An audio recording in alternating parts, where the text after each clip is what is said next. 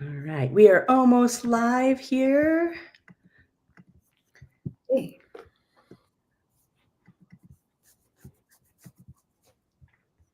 All right. And now we are live also on Instagram, Whee. are live on YouTube, and we are live on Facebook. Woo! That's great. I'm trying to see our live on Instagram. I'll get there now. Yes, well, I'll introduce the topic. Okay. So, welcome everyone. Three and I are here to discuss the difference between mediumship and channeling and what kind of mystic you might be. You might be one or the other, or probably both. And yeah, I really actually wanted to first start by dispelling the difference between channeling and mediumship, because I find quite often I hear people using those words kind of maybe interchangeably, or maybe, in my opinion, not necessarily as accurately as they could be used. So, at least in my psychic opinion and through my observations over the years, the difference between channeling and mediumship is that a person who is channeling is actually opening up their energy channels in their bodies, their conduits, if you will, and they are inviting other energies into their space, whether it's the collective consciousness, whether it's source, whether it is the energy of God, whether it is an entity, or whether it's some creative inspiration, and they're bringing that energy and channeling it through their body so that that can create a new vibration, a new level of information and insight within that person's body. Sometimes channelers might channel an entity, and that entity might even speak through them and say some words of brilliance, or maybe not so brilliant. I want the smart ones. and and so that is the channeling gift. Okay. Mediumship, a psychic medium, is a person who mediates between the two worlds. And by two worlds, I mean the physical realm and spiritual realm. And medium is able to communicate with the other side. Um, Ideally, when a person is in a mediumship space, they are just channeling or running through their conduits, their own energy. They are being 100% themselves and having their own energy in their body, their own consciousness, their own awareness as they communicate with energies on the other side, whether it's an entity, God, or source, or the collective consciousness, or using their telepathic abilities. But the big difference is that a medium is really being themselves and having their own energy in their body, whereas a channel is a person who is bringing in other energies and having that shift their consciousness to provide different levels of insight or awareness. So there we go. Okay. I have questions. Yeah. So for the medium, you're like, I'm me. And I'm maybe like, am I hearing a voice? Because like everyone has watched all the shows on TV of like they're getting messages from spirit, and then they're like, oh, your dead uncle says this, and the person starts crying, and oh my gosh, no one would ever know that. Is that person like intuiting that, hearing it telepathically, seeing it in their mind's eye, but they're not like taking that entity in, correct? That really depends. I mean, it seems like it can get sort of willy-nilly, as we like to say. Yeah, and this is the thing, and this is why so many people use these words channeling and mediumship so willy-nilly. And it's because very few people have that level of conscious awareness to be able to know the difference between what they're doing, right? Okay. a lot of people are unconscious of what they're unconscious of. Right. And so they don't even really know how these magical spiritual moments are happening, whether it is through a mediumship moment, like, oh, this entity came in, had a dialogue with me, or this entity came in and literally popped some of their energy into my brain. And this is why I knew that. Okay. So for medium, how does someone know if it's BS or not? Like, because psychics, like, they do all sorts of things. There's all sorts of nonsense out there of like, I get psychic readings all the time from when I'm traveling, just from anybody. And sometimes I'm like, oh, this is a complete script, and they'll tell me I have a curse. And one of them told me I need to sell my house. I'm like, okay, you're just doing your job, and that's fine. And I pay and tip and everything. And then some are like, okay, this is legit. So how, if someone was like, I want to talk to my dead uncle, how do they know they're talking to someone who isn't just BSing and doing kind of saying what they want to hear? I mean, you can tell a lot by someone's appearance versus like someone's legit, and then follow-up question, like if you're learning how to do it, how do you know if you're not just making it up in your mind? So first question is like, how can you tell legitimacy of a medium? Because, these ones on TV, I'm like, well, this is on TV. We don't know.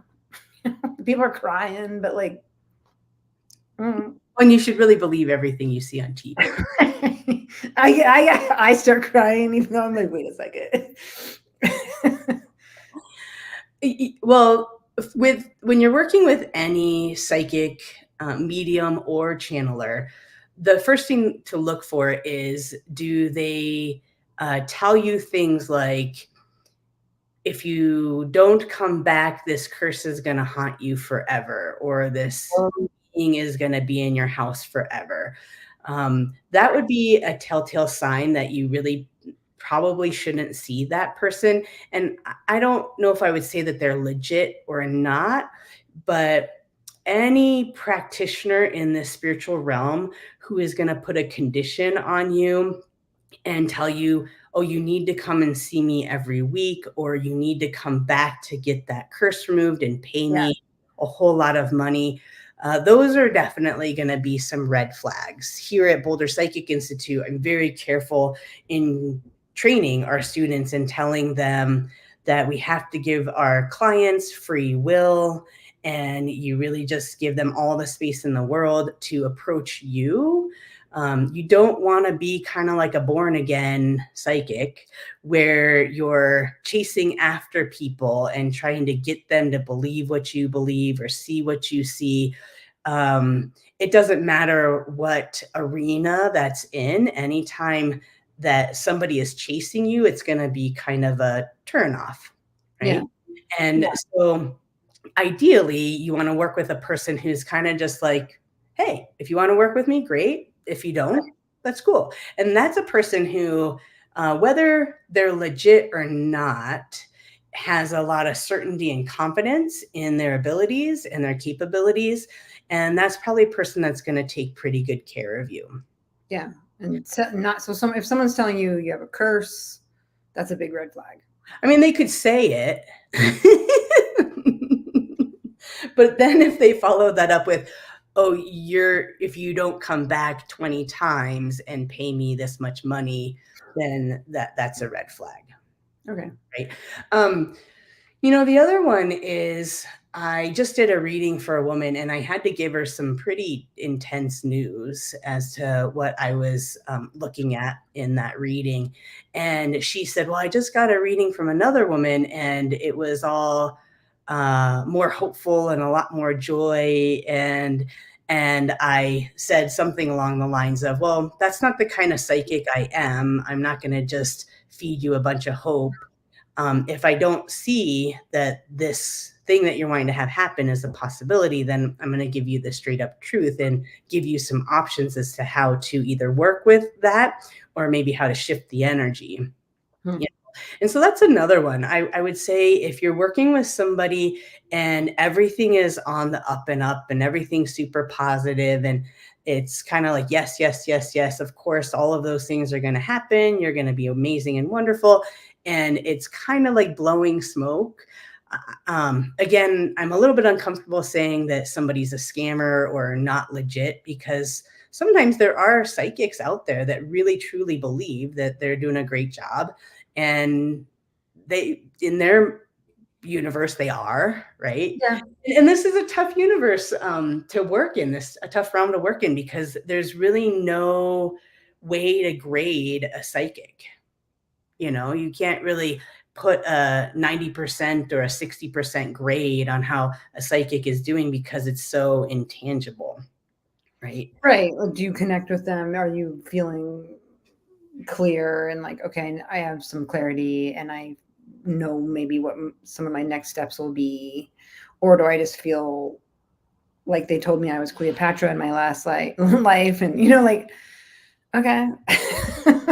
It's similar to a therapist. You leave a therapist and you're like, I don't know. And then some, you're like, all right, this person gets me and is connecting to me. Yes, exactly. And that's the big, that's another one is, do they have more of a range of abilities to talk about not only the positive, but also maybe some things that are not so happy to discuss? And can they do that in a fairly neutral, calm way? The other one is, whenever you're working with any psychic, whether they're a channel or a medium, are they pushing an agenda on you? Right? Do you feel kind of like they're selling you something or pushing you something, or they're like really forcefully trying to get you to believe that this is what's happening, Yeah. right? One of the words or phrases that I like to use with my students is, sometimes being a psychic is like throwing spaghetti. You just kind of toss it out there. If it sticks, great, continue on, kind of massage that concept, give them more information, give them more ways to work with them. They're going to kind of work with you if it sticks. But if it doesn't, just let it go and move on to a different topic. Yeah. I've experienced that where some people don't want to hear hard stuff, Or sometimes even good stuff. Right. Sometimes, right. They want to kind of like, well, how come I can't meet anybody? There's a curse. Oh, great. It's not my fault. Okay. No, that's not what I'm going to tell you. Like, I might tell you, well, because this, and this, Yeah. What about when someone wants to learn? Can you learn how to be a medium, or is that a gift that you just have and that's it? Or like, and if you are learning how to talk to spirits, how do you know you're not just imagining it? That isn't work that I do a ton of, because I just have too much self-doubt around, like, I don't know if that's that person's uncle or not.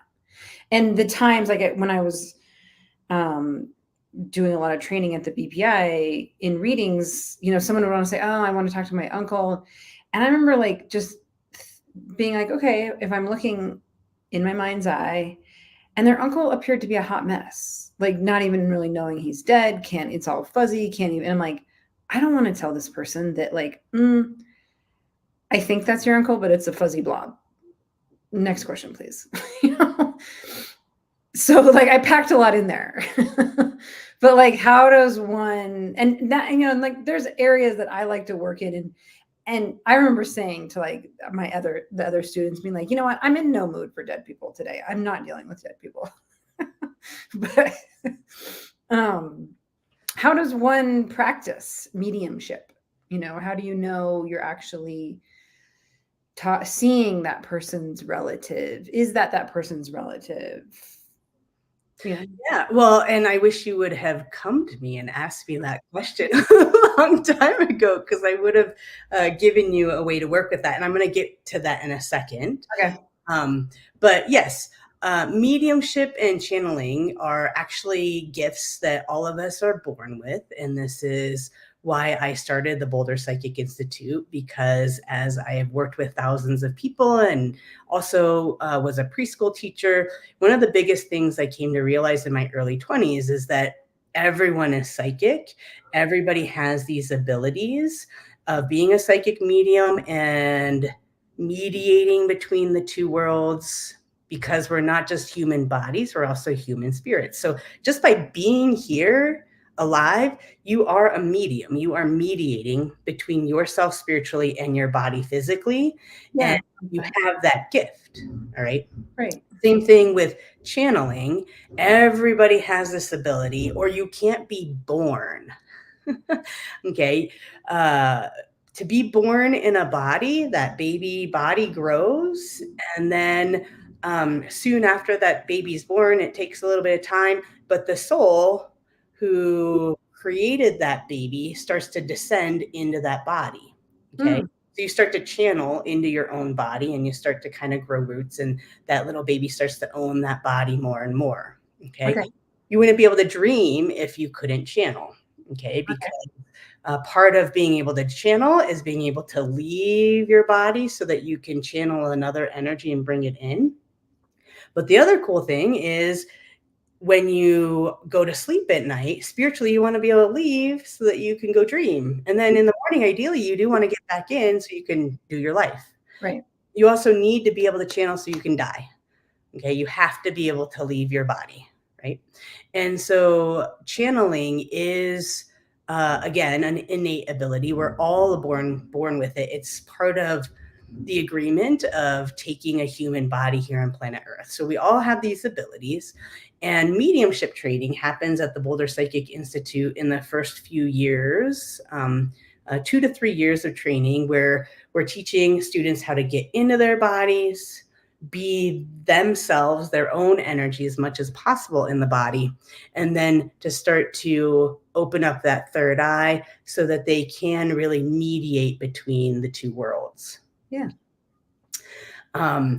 Then once a student has really learned how to be in their bodies and how to be fairly grounded, then that's when a student is eligible to take what we call the 5-year transmedium program, where they learn how to build their out of body awareness consciously, de-channel and get out of their bodies. And then after a year, they learn how to channel other entities.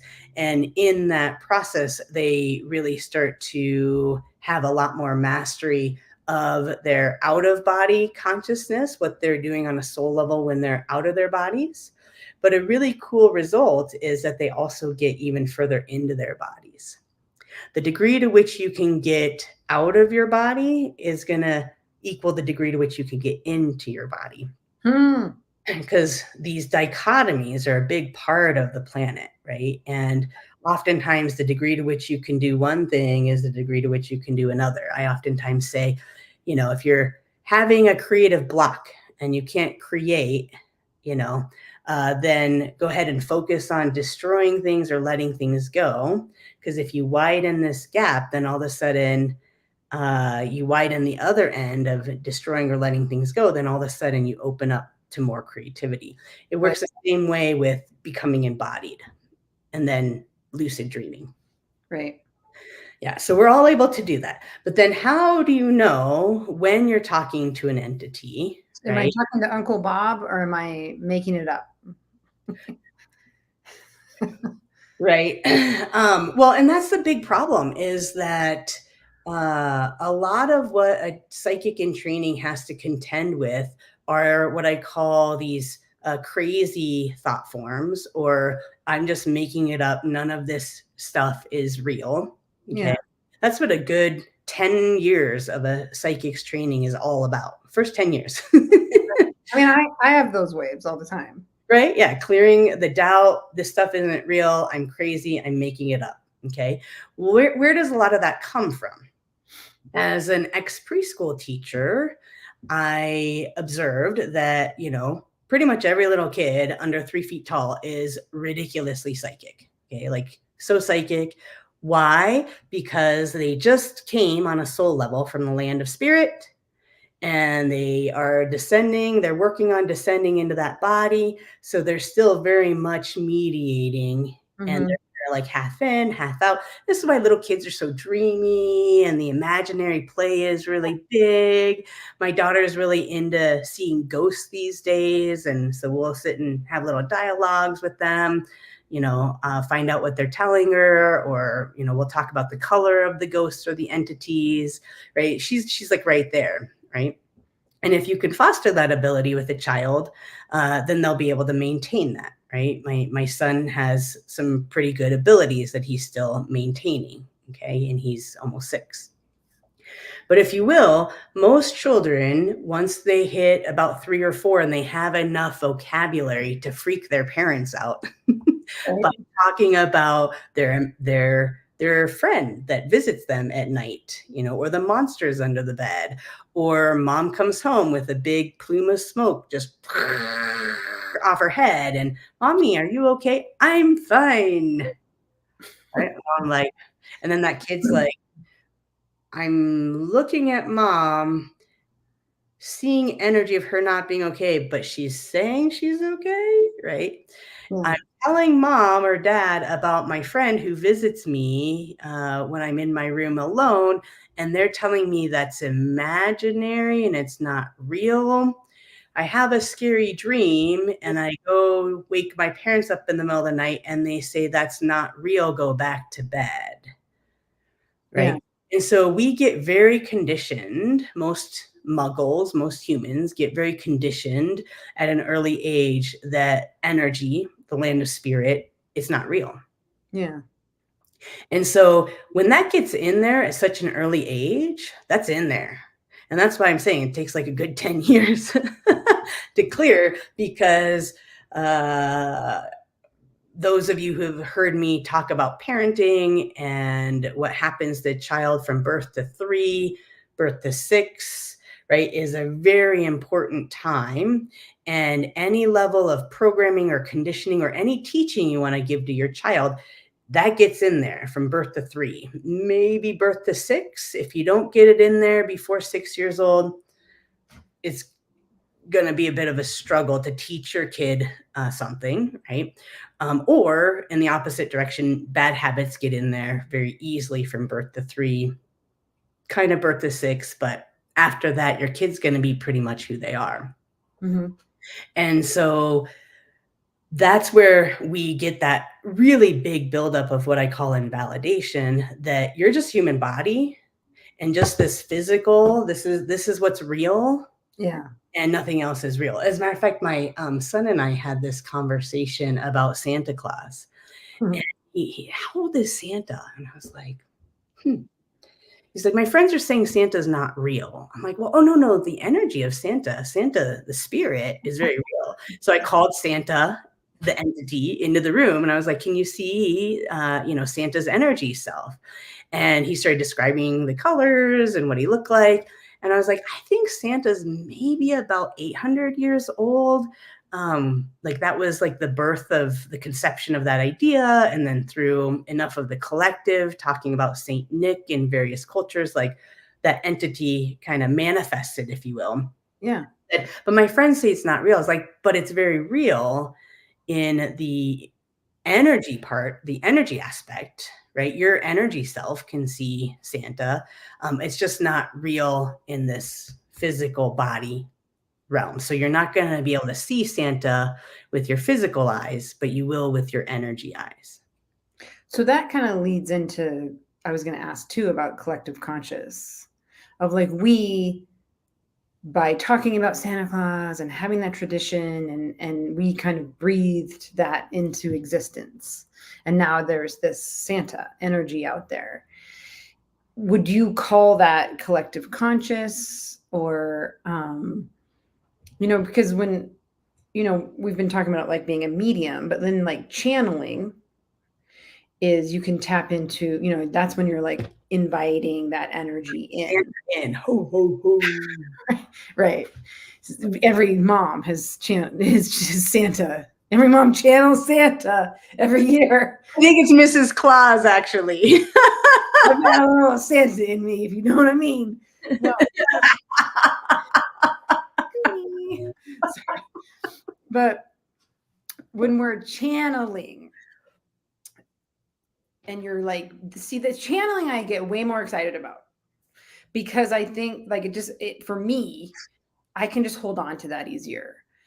the somehow the pressure of like, I want to talk to my Uncle Bob. Beat it. I don't know. Maybe he'll come, maybe he won't. Maybe I'll see him, maybe I won't. Maybe he's a wreck. I don't know. You know, maybe he's a scattered and being that hasn't quite gotten himself together on the spiritual realm. But channel, so that's, you know, that's where I'm at right this second is mediumship. I'm a little like, I don't know about this. You know? But I do that. I'll like take year-long breaks from topics. But channeling is very, very interesting to me because this idea of like tapping into something bigger or out there. But here's the thing, are you tapping into something interesting and productive and you're going to make this cool piece of art, or are you tapping into some sketchy vibe? You know, because you see that with if the news gets super weird, the whole collective conscious, you can like feel it like, oh, it's weird out there right now, you know, and everyone's kind of drawing it into their bodies.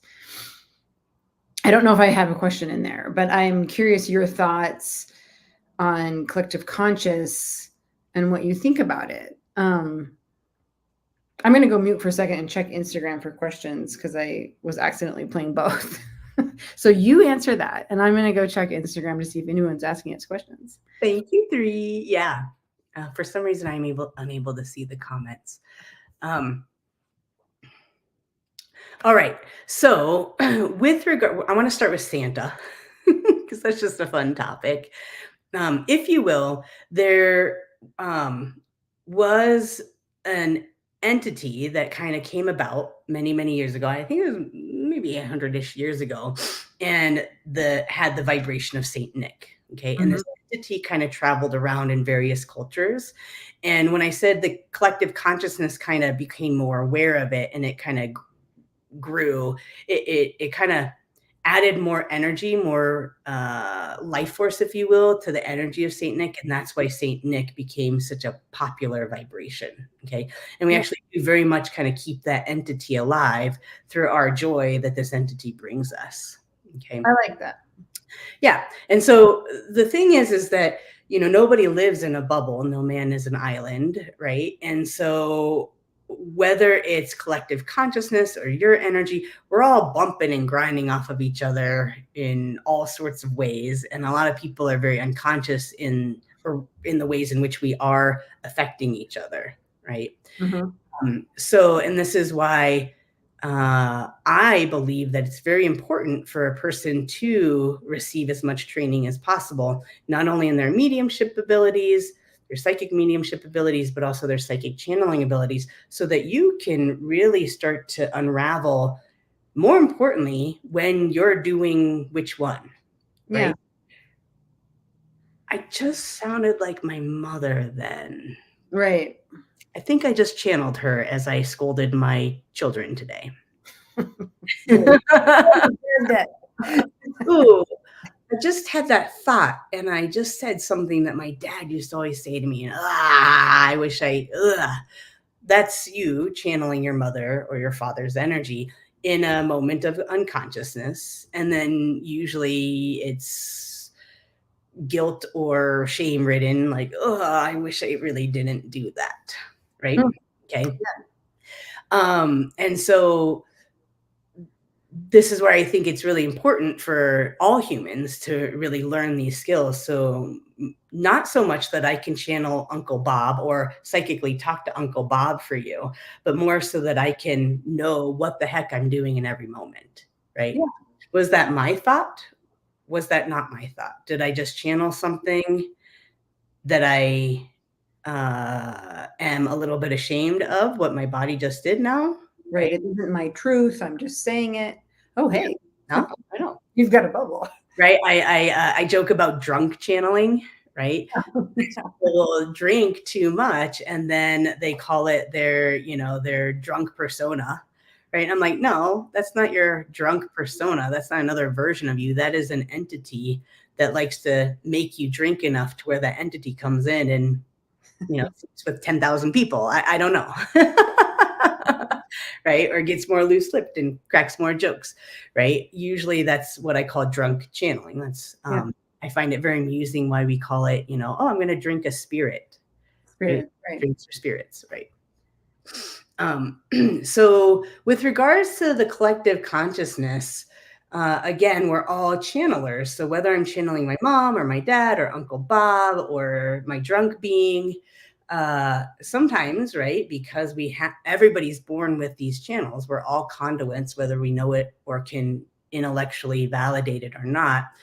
We can channel the collective consciousness. And this is where some really cool things have happened. Electricity was invented in two different parts of the world at the same time. Right. Right. Yeah. And so that was some serious channeling of some consciousness. Oh, the planet is ready for electricity. And this was before internet or electricity, obviously, and people weren't communicating. And this, Idea, like some people caught it and acted on it. Some people didn't. yeah, that inspiration, just they channeled it right in. And those people that discovered it were able to, integrate that and actually produce something out of it. Yeah. Right. I love those stories of like people creating things unbeknownst to each other. And it's like, yeah, that came from somewhere. Yeah, or like there are stories of white settlers who came to the Americas, and they found a Native American tribe. I wish I could remember like what text I read that in many years ago, but they found a Native American tribe who all had white crosses on their forehead.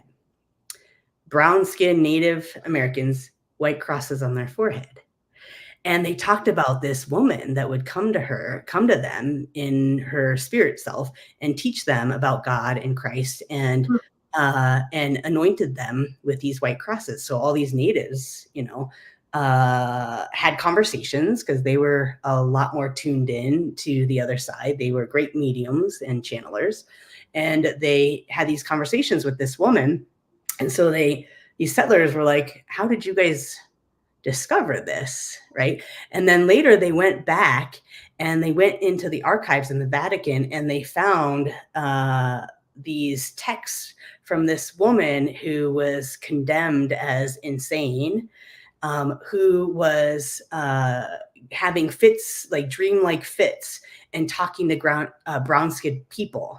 And because she was talking to brown-skinned people, they put her into an insane asylum. That can't be good. And these settlers came back and said, "No, this woman was teaching. She's a saint. She's been teaching these natives who are, of course, uncivilized, about God and Christianity, and she should be, given sainthood." Right. So she was like astral traveling unbeknownst to herself, and is like, well, I'm going to spread Catholicism while I'm astral traveling. That's pretty wild. Right. What happened? How come she just randomly started doing that? Well, and this is because, right, we all have this ability to channel, which not only means we can bring energy in, but we can leave and go travel around in our astral bodies, or what my son calls his energy self. Yeah. Mm-hmm. Yeah. So you get these really fun stories where, nowadays it's hard to believe those sorts of stories because we have the phone and the internet, and you read that from somewhere, you Googled that person. But those stories before we had this level of technology always fascinates me, because it really does speak to how we really do mediate between those two worlds. Right. Yeah. Yeah. Right. And it is interesting to me of channeling for creativity purposes. And sometimes I wonder, it's common that artists can be highly sensitive and then also not do well.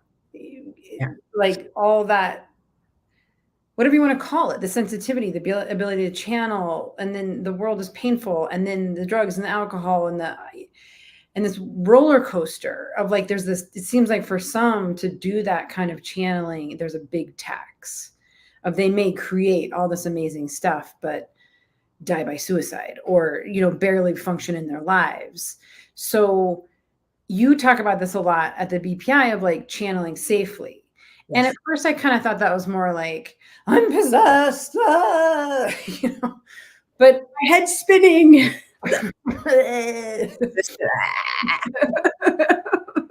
But then if I sometimes will talk to a highly creative person, a highly sensitive person, my conversations with them are like trying to get them back to planet Earth of like, you need to clean your house. You need to go to the gym. You need to eat a vegetable. Like, amen. No more Sparkle Town. Like, more Sparkle Town. Right. They're like out there. And Brown Earth. Come down to Earth. right.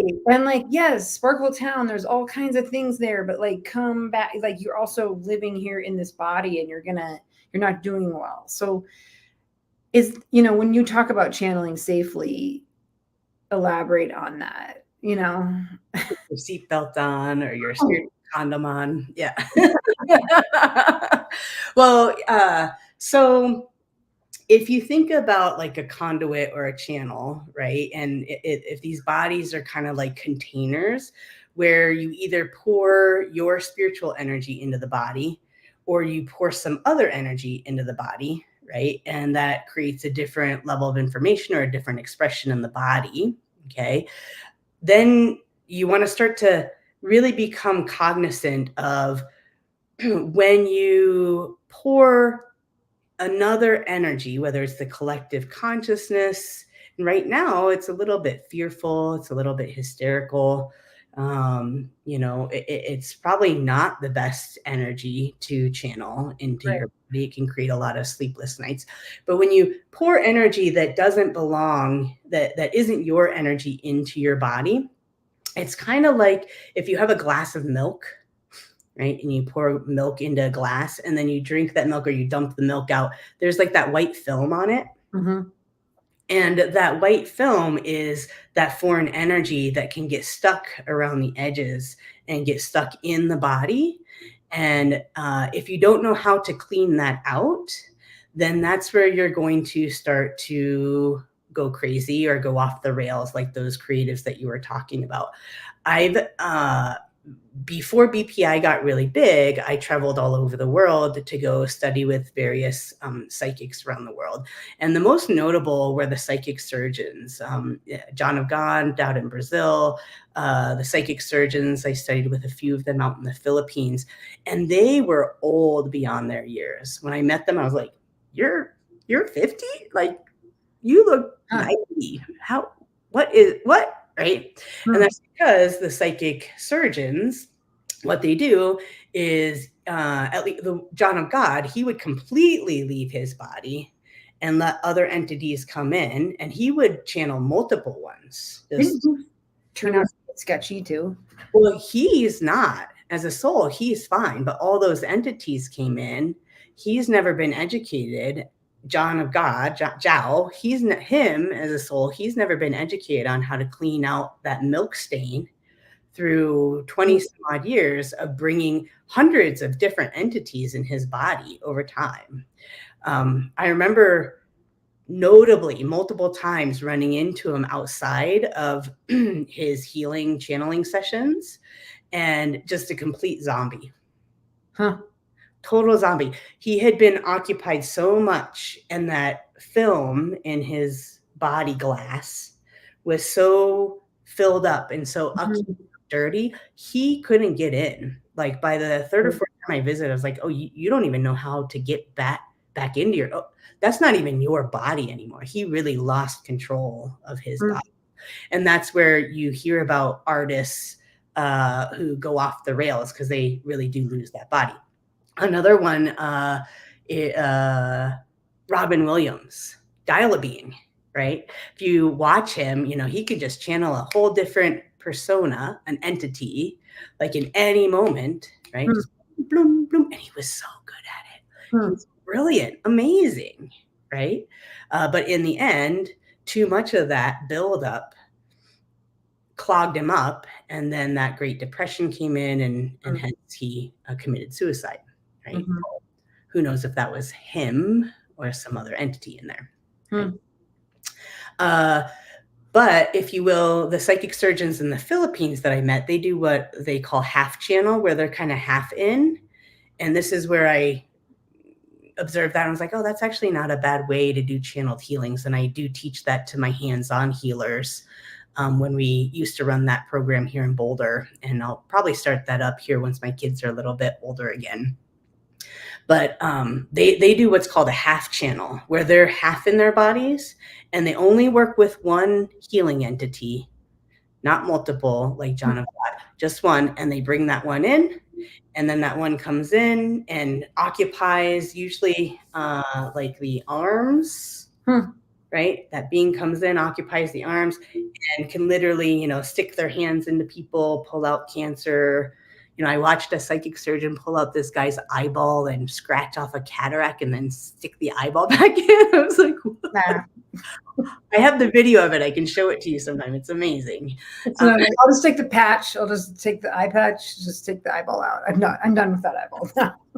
Yeah, I watched him pull out like lumps of cancer out of this Turkish woman, and she was there for 3 weeks. What was that psychic healer's name? Anyway, and she came in a wheelchair with her two Turkish sons, who brought her as like this is her last chance to possibly live. Wheelchair. She looked horrible. By 3 weeks, she was walking a mile every day. It was amazing. He would just lumps of cancer, just throw it and toss it on the ground, just pull this cancer out of her body. And it was pretty amazing. But that was more of a half channel situation. So that those psychic surgeons, they could kind of talk, they could look at me and teach me and give me like a lecture as they're like, the entities just working their hands, just pulling stuff and blood squirting everywhere. But they're still half in. They're in enough to be able to dialogue with me and to be conscious and to know what they're doing. Right? Whereas Zhao didn't. But even those psychic surgeons out in the Philippines aged like so old beyond their years, right? Because they weren't even cleaning that one entity's energy out. Because what I haven't explained yet is, according to the manual, I always say, lots of people haven't really read the manual, and a lot of what I teach here at BPI is how to operate the body according to the manual. And rule number 1 is that your energy is designed for your body. No other energy is designed for your body. And if you leave that in there, foreign energy, other people's energy in your body for too long, it will create problems, whether it's a migraine headache, a stomach ache, digestive issues, hormonal problems, cancer, MS, other sorts of illnesses. And what I observed in all of those psychic surgeons out in the Philippines, and John of God too, old beyond their years, because that foreign energy from that entity, it's not designed for the body, and it aged them. They were like 30, 40 years. They looked 30, 40 years older than they should have. There's a TV psychic. I forgot his name. He's cute. He has blonde hair. He's young. And I watched a bunch of it out of curiosity. And it's like his body goes into fight or flight with some of his readings. And he's had a collapsed lung. He'll start sweating. And like, he's like really, he's physically distressed. And then he can't drive. And I'm like, this doesn't seem to be working for, like, why are you doing this? Like, you don't have to do this. And whatever you're doing, you're putting your body in all this stress, cortisol, right? But that's me talking to the TV at him of like, I don't know what your method is, but it doesn't, like, if it's going to put your own body at risk. Right. Yeah. And I prefer to teach people how to heal for this lifetime and future lifetimes, and to have that longevity, because there's no transference with your client or with these entities or other vibrations, so that you can have that strength to be able to do this for all of this lifetime and not get that healer burnout that a lot of therapists and doctors and surgeons get, and healers. And so that you can also integrate that and be able to take that into future lifetimes. Yeah, I would love to get my hands on them and be like, hey, let me teach us some tools, to clean out that cup of, with that film that's on it. Yeah. Especially you get on TV, and if you don't know how to protect yourself, right? And all that energy comes into your space and you don't know how to clean that out, yeah, of course you're going to start to, I mean, look at poor little Britney Spears, just way too young, sexualized at an early age, all that man energy, some women energy, right? In her space, she couldn't clean it out and she went off the rails. Right. Right. And her dad like was controlling her. Yeah. Free Britney. Yeah. Well, nobody taught her. I would have loved to get my hands on her and teach her at an early age. Hey, here's the grounding cord. Here's how you would want to clean this out after each concert and probably every hour, because so many eyes energetically are on you all the time. Right. I know. I don't envy famous people. I think it's all the time at you. Yeah. Some of them handle it beautifully, right? You have Tom Hanks. You have Matt Damon. Like they're still pretty much themselves in their bodies. Yeah. Yeah. What about, okay, like let's say you want to channel. You want to bring in not just the collective conscience, but like I want to paint a cool painting. Can you find a cool entity and do that? Do people do they do that consciously?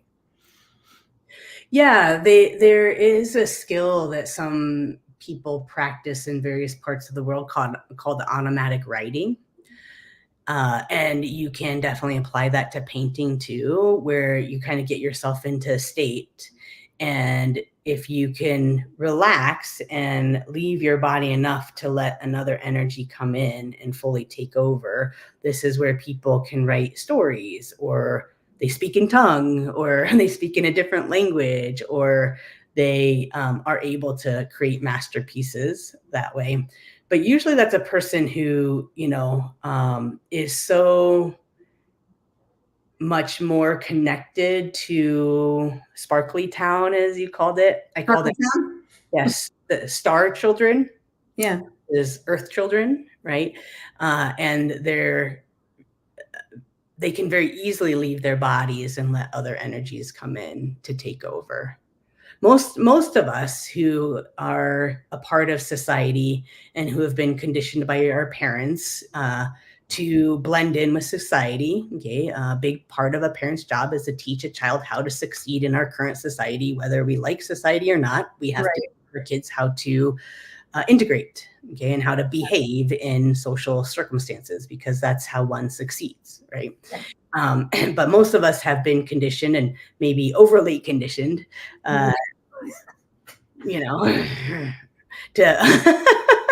to adhere to just, I only hear words, I only look at people's bodies, I don't see energy, I don't acknowledge anything else except for the physical. And we're so conditioned that way that it's very hard. If I were to say 3, just kind of, leave your body and, let that, creative entity come on in and, create some artwork, you would struggle with that. There'd be a big struggle because of all of those years of conditioning that this is what's real, earth, body. There's nothing else. There's nothing else. Yeah. And 90% of civilized cultures are conditioned this way, right? And then we get the few outliers that don't get that programming from their parents or the adults in their lives, or somehow slip through the cracks, right? Yeah. But the uncivilized cultures, those primitive ones, they tend to be doing things more to the manual. And, as they're killing that deer, they're thinking the spirit of that deer and the energy in the forest that enabled them to kill that deer so that they could have that food. And then there's blessings, and there's always that that consciousness of mediating between those two worlds. There's always an awareness of spirit in everything they do physically in those bodies. I like that. It's very beautiful. How do I read the manual? It's right there in your body and all of the chakras. Yeah. I mean, is that just kind of like going, chakra by chakra and putting your intention into like, what do you need? Second chakra? What do you have to show me? Where do you thrive best? The reason why I teach students at Boulder Psychic Institute how to read and heal other people is because it's a lot easier to see stuff in somebody else than in yourself. We call them blind spots, right? Like Yeah. you're blind to what's going on in here. Sometimes your friend can see your answer better than you can when you're stuck. Or I've always been a very strong proponent of your friends can tell you who you should marry better than probably you should. I want to be a matchmaker so bad. You and three, we're going to start a show, TV reality show. Yeah, they don't get any say. No say. Right. This is your husband. This is it. It's signed here. You're welcome. We could even do the ceremony and everything. Then so it's easier to see it over there. And so in that teaching people how to give readings and psychic healings to other people, the point is not to train somebody to be a psychic and a healer for everyone else. The point of that is so that they can start to use those people that they're reading and giving healings to as their mirror and start to be able to find their own truth within that. Right. There's a reflection happening. Yeah, I always say that, we have these amazing physical resources, the food, the water, the air, the earth, the soil, but our greatest spiritual resource are those people around us, because they will teach you so much. And it's usually the ones you don't like that teach you the most. Right. But so that's why I teach them to do that. And so, to be honest, the way that I have constructed what I believe the manual looks like is through doing lots of readings, lots of healings, teaching students for the last 25 some odd years, and really gathering a lot of data. Right. And sometimes my data changes. I'm like, oh, okay, that we got to kind of tweak that a little bit. And then students get a little bit disgruntled when they're like, but 5 years ago you said this. I was like, yeah, that's 5 years ago. Yeah. I'm growing too. I'm growing just as much as all of you all are. Yeah. Yeah. I mean, one thing I like about the BPI is that it's not all mystical sparkle town. There's a lot of emphasis on your day-to-day life and being grounded and taking care of your basic needs and paying rent. And like, you can't just be over there in Sparkle Town. Yeah. I always say, if you can't apply these tools to your life right now, they're really useless, but they are eternal tools that you'll be able to take with you after you die if you use them consistently in this lifetime and truly integrate them. Yeah. And the way you always say that is first chakra first, right? You got to take care of your body first. Yeah. You have to take care of your body. Nick is asking a question about music, and if you might take a second to check out Instagram, because I can't for some reason see those comments today. But Nick is asking about Siberian shamans and how they rely on music to go into channeling space. And music is used in a lot of other cultures.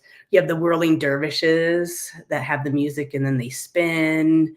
You have the drums chanting.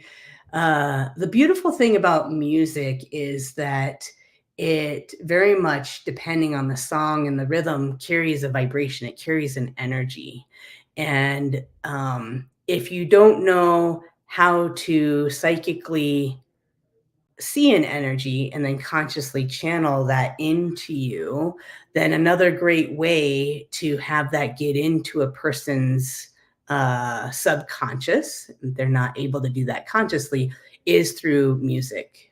Music is a great way to shift the vibration in a person's space. And so this is why they say music is the universal language, right? We can all speak the language of music because we all feel those rhythms within us, and it's a wavelength.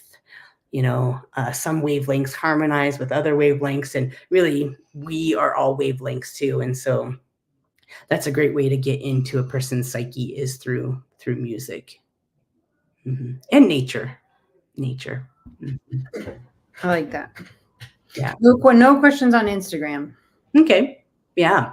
The one thing that I do want to say is for those of you who are interested in channeling, again, consider really doing it in a way that's very safe, because when you spiritually are not in your body and you're out of your body, you're the most programmable.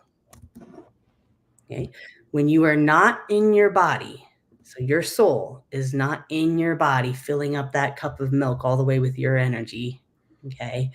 You are the most programmable. And this is when TV, social media, your phone, your friend, your boss can program you to believe and do all sorts of things that will throw you off in life. Right. So very, very important to first learn how to get in the body and really bring your energy as much as possible into the body before you consider channeling. So that's what I want to. Yeah. Yeah. We have animal communication starting on June 5th. So if anybody's interested in learning how to communicate with their pets or the natural world, check out our website and come take that class.